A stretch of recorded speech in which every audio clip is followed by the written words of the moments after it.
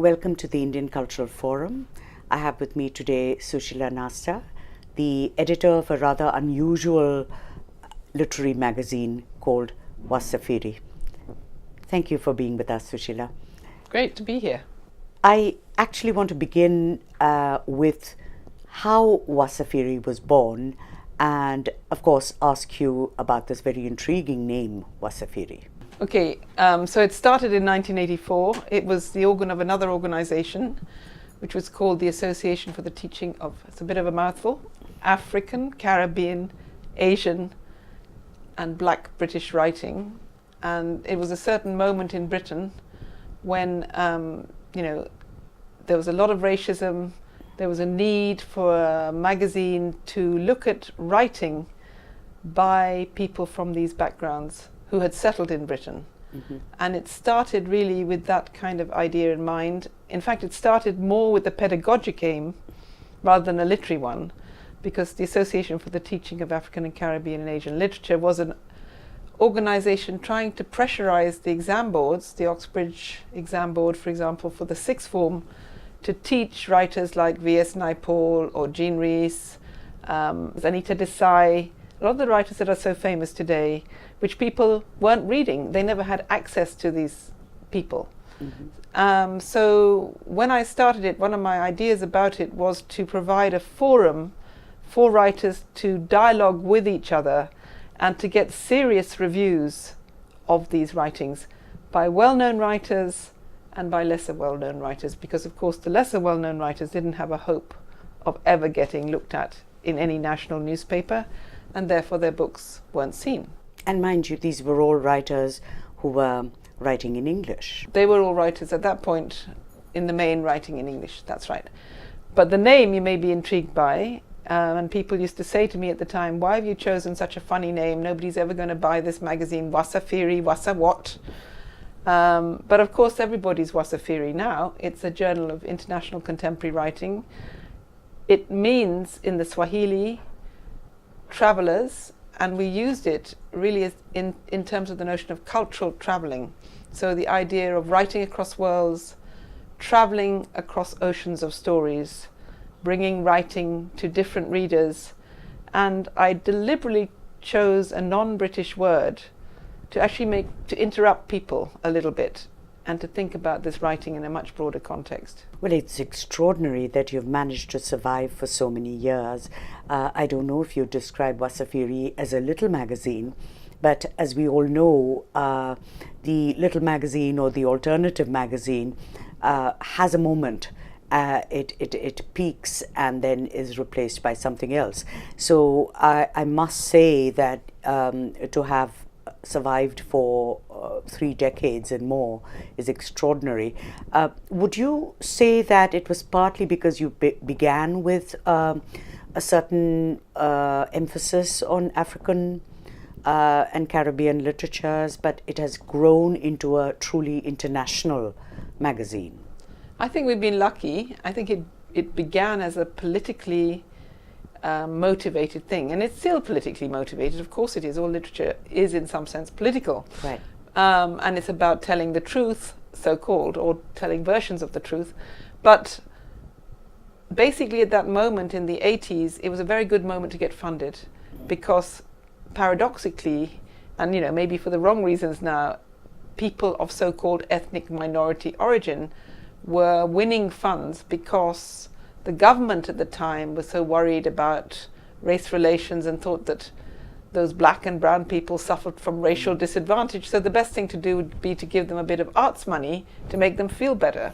So we kind of paradoxically benefited from that. But then my ambition for the magazine was never to be an ethnic minority magazine, was always to bring this writing into the mainstream and to be viewed as part of that mainstream. So when you say, yes, about magazines having folded after 10 years, yes, that is the case. But I think the luck for us was that we changed with the times. So we started off with this sort of political pressure group, and then as things changed, and I guess it was after something like Rushdie's in England anyway, Midnight's Children, that was a kind of sea change in terms of the major newspapers beginning to review international fiction.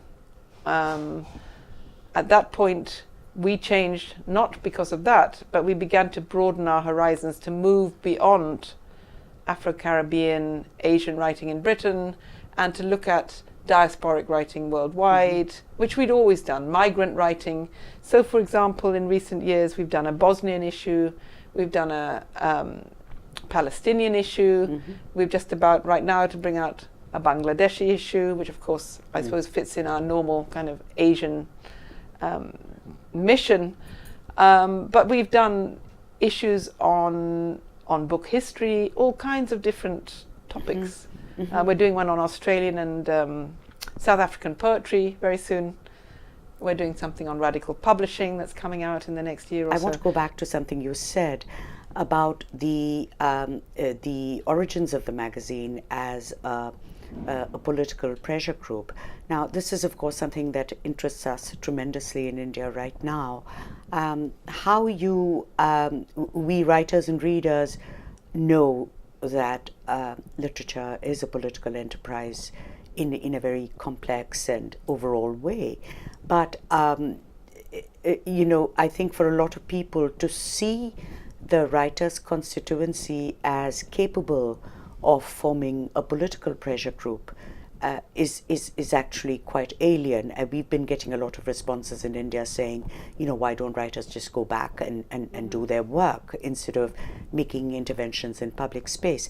So it would be very interesting for us to hear about several decades back the experience of the political pressure and around what issues, for example. I imagine the migrant issue, the immigrant, and this must have been the days before we spoke of multicultural in the glib way that we do today. Yes, it was. Because of course it's coming out of a specific context in Britain.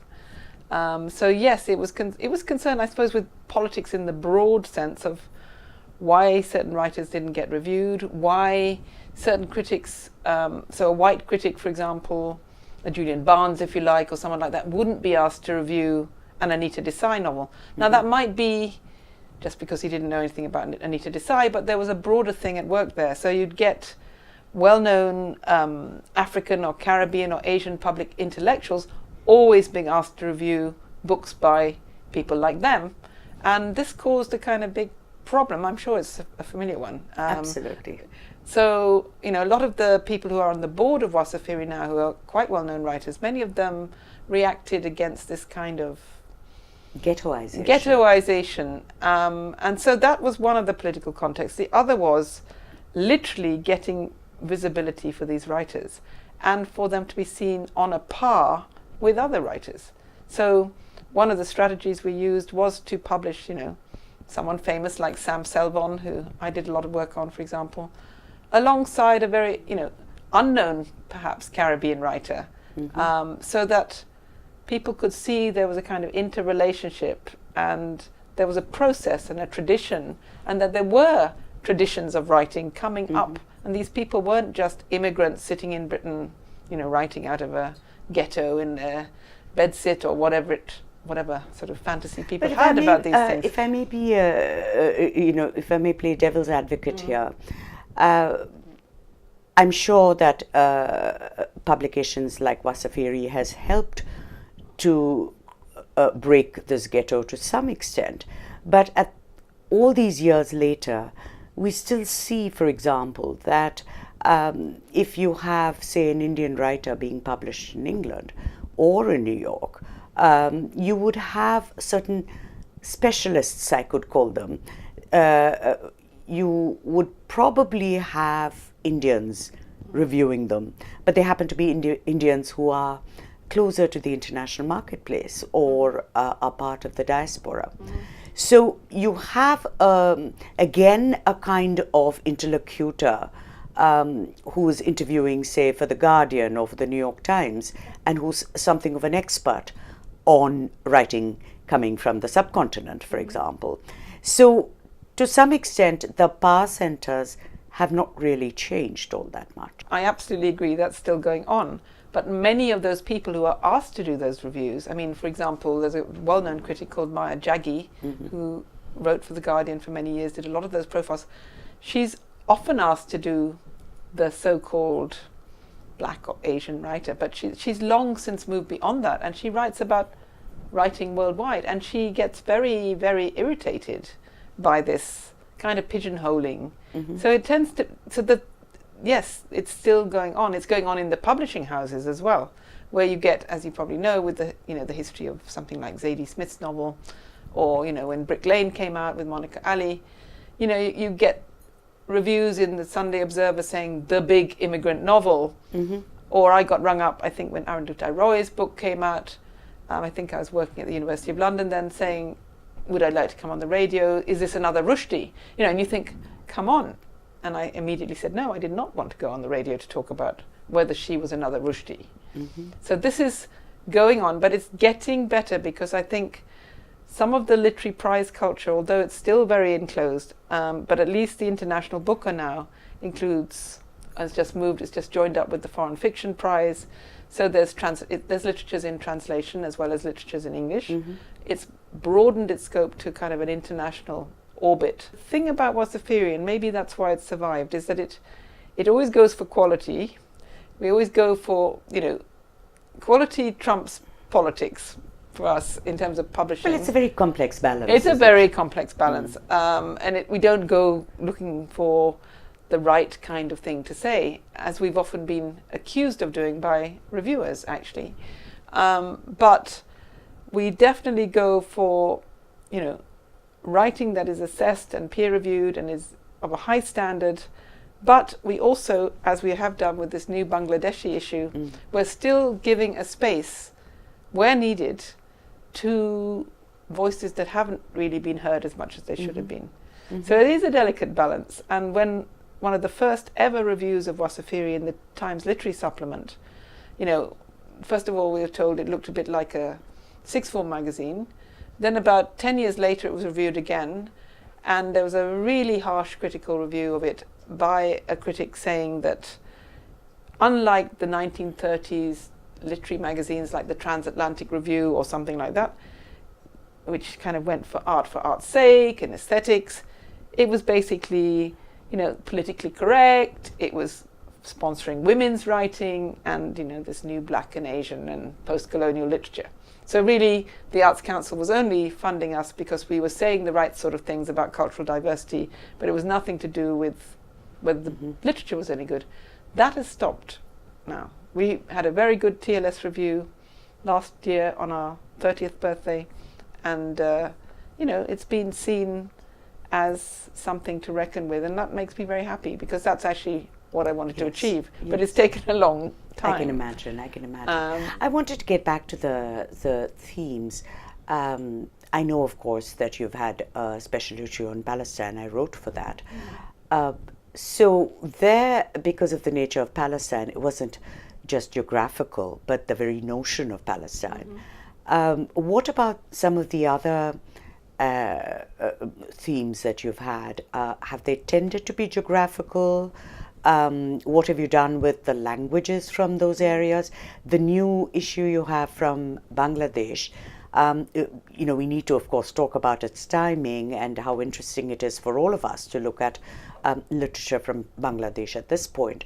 But let me take the more basic question of how you're handling the languages. This is, of course, of great interest to us in the subcontinent, because we don't want English as the representative language from India. It is one of the Indian languages, we always say. So how do you handle those issues? Well, in recent years, we've actually been doing a lot of translations, not only in terms of South Asian languages, but actually we did a Brazilian issue last year. We had a lot, I think half the issue virtually was translated. We've done a Chinese issue.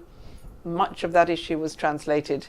So Wasafiri, in the broader sense, is also looking at translation, not only in translated stories, in terms of stories crossing worlds, but also translated languages. Yes. And crossings and borders crossings in that respect. So that partly determines the theme. So I think we've looked at areas like the Palestinian issue, or the issue we've had, with Brazil, which hasn't had much coverage, certainly in the UK.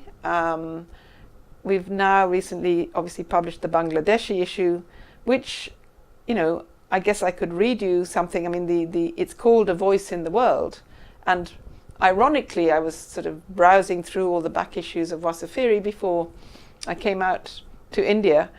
And the very first editorial, which is by Earl Lovelace, a Trinidadian writer, of the first issue, actually ends with these words, which speak directly to what the guest editors were trying to do with the Bangladeshi issue. So he says at the end of his editorial, "Nobody is born into the world. Every one of us is born into a place in the world, in a culture. And it is from that standpoint of that culture that we contribute to the world."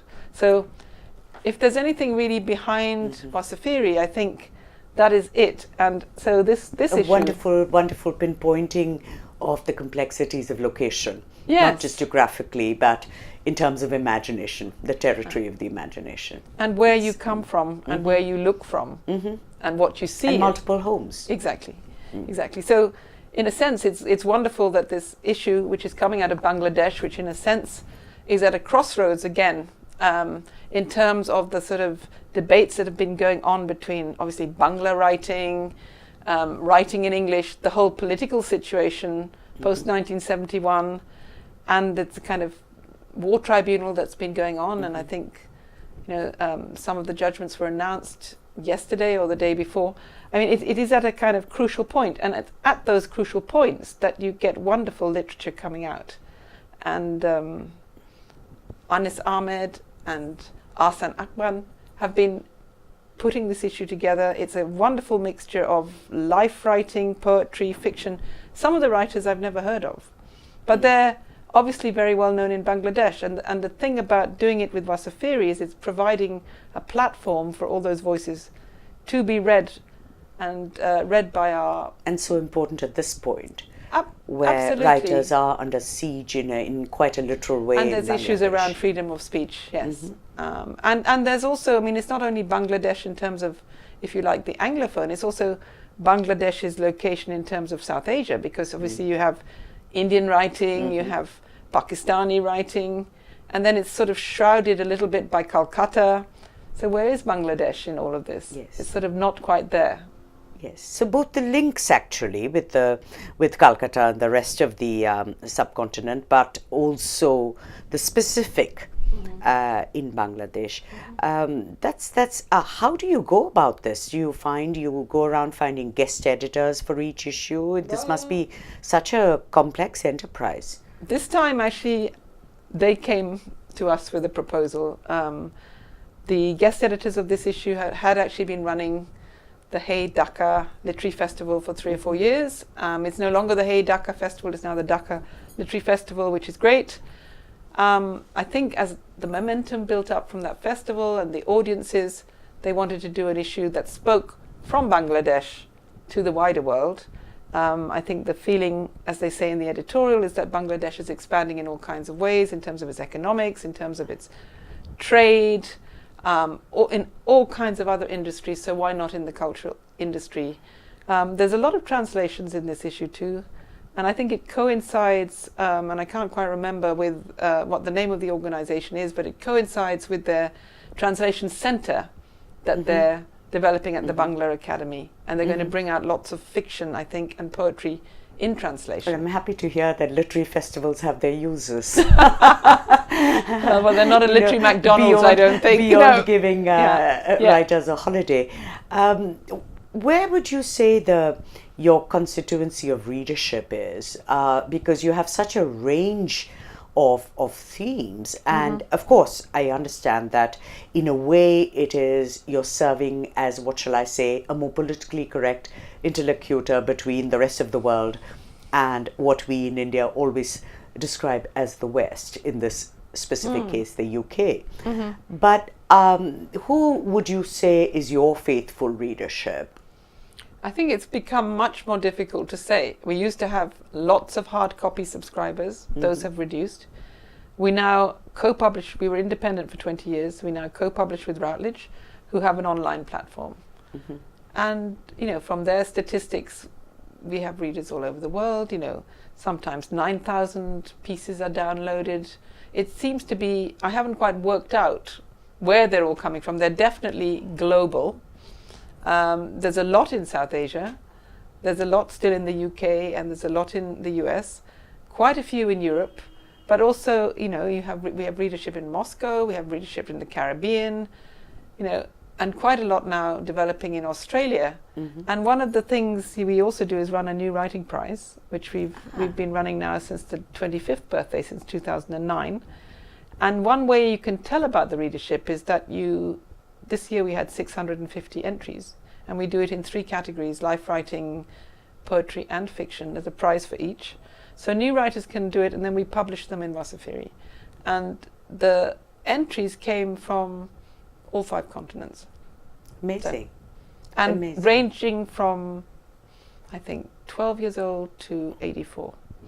So that's pretty amazing. It is. Yeah. It is.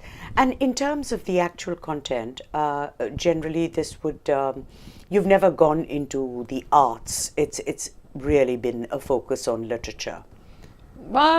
We have gone into the arts. I mean, we've since, I think, about, just trying to remember the dates, but probably around about 92, we've had an art feature in every issue. So, for example, in this issue on Bangladesh, you see you have street art, the Yes. tuk-tuk art, or the Yes. lorry art. There's a Yes. wonderful article in here about that, learning to read the signs on your ride in Bangladesh. And it's all about the mythology of that street art. But we've had some very famous artists like Chris Feely, lots and lots, Fred Wilson, wonderful pieces, actually. I'm happy to hear that, because I think the days of dividing literature from the other cultural practices, all of which feed into each other, those days are gone.